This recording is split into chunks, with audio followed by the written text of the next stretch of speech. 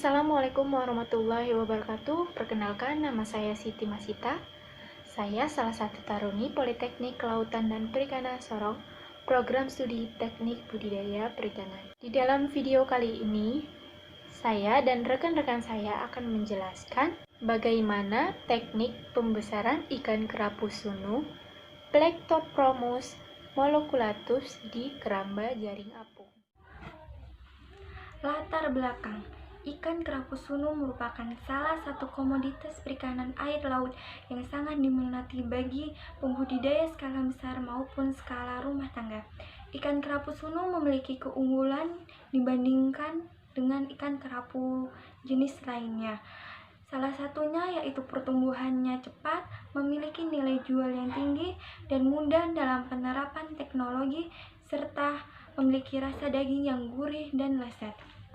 Tujuan dari pembuatan video ini yaitu untuk mengetahui teknik pembesaran ikan kerapu sunu di keramba jaring apung.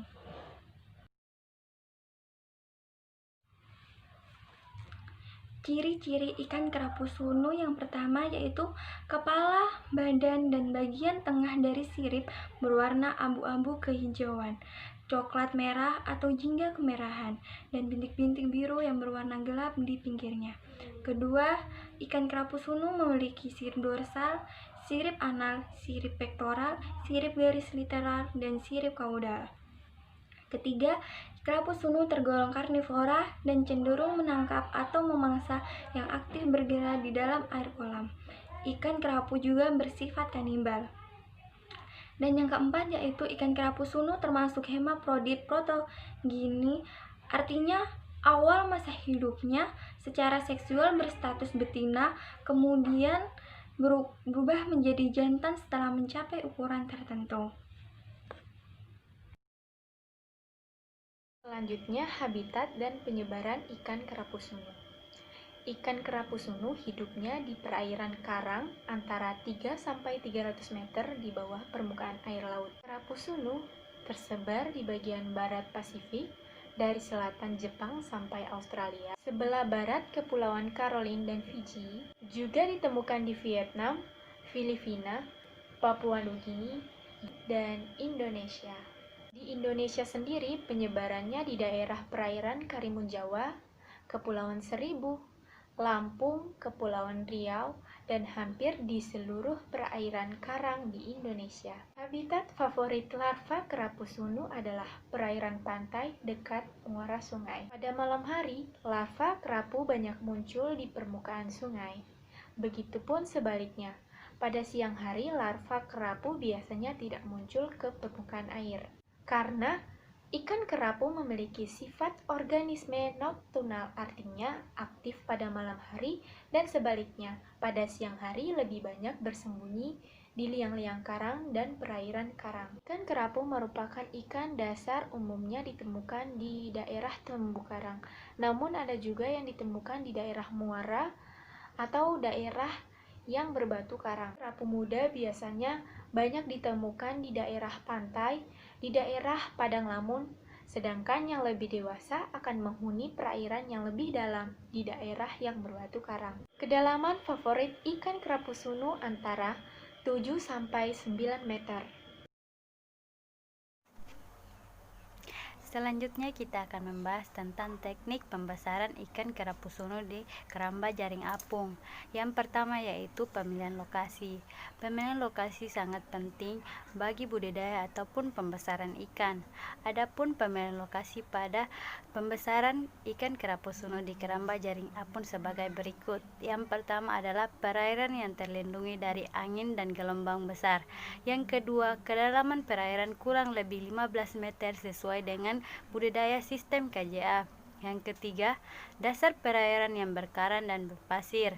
Yang keempat, tata letak lokasi yang tidak mengganggu jalur pelayaran kapal. Yang kelima, relatif dengan sumber pakan alami. Yang keenam, sarana transportasi yang tersedia. Yang ketujuh, bebas dari bahan pencemar seperti limbah rumah tangga dan limbah tambang.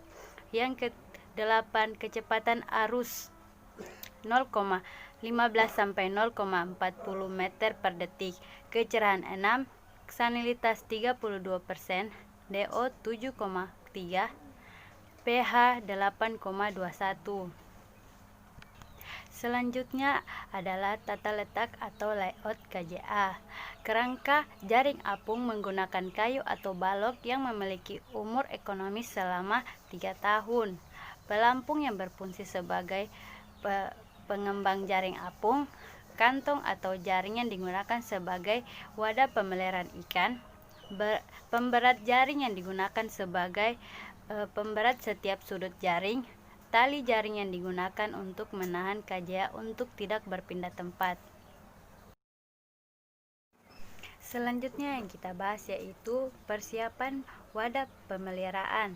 Dalam satu unit KJA di lokasi penelitian terdiri dari 2-4 kotak jaring sebagai wadah pemeliharaan pembesaran ikan. Ukuran dari jaring yang digunakan adalah 2,5 kali 2,5 kali 2,5 meter per kotak. Selanjutnya yaitu penebaran bibit. Bibit yang ditebar rata-rata berukuran 8-10 cm. Jumlah bibit yang ditebar rata-rata dalam satu unit adalah 173 ekor, sehingga kepadatan ikan sesuai dengan standar padat tebar yang disarankan. Selanjutnya yaitu pemilihan pakan dan penebaran pakan. Pemilihan pakan pada ikan kerapu berasal dari ikan rucah seperti ikan terbang, rebon, seral, dan sejenisnya. Selain harganya yang murah dan mudah diperoleh, juga karena pakan khusus ikan kerapu memang belum ada di pasaran. Pemberian pakan untuk ikan kerapu sunu di lokasi budidaya yaitu dengan dosis pakan ikan rucah dalam satu hari sebanyak 2 kg.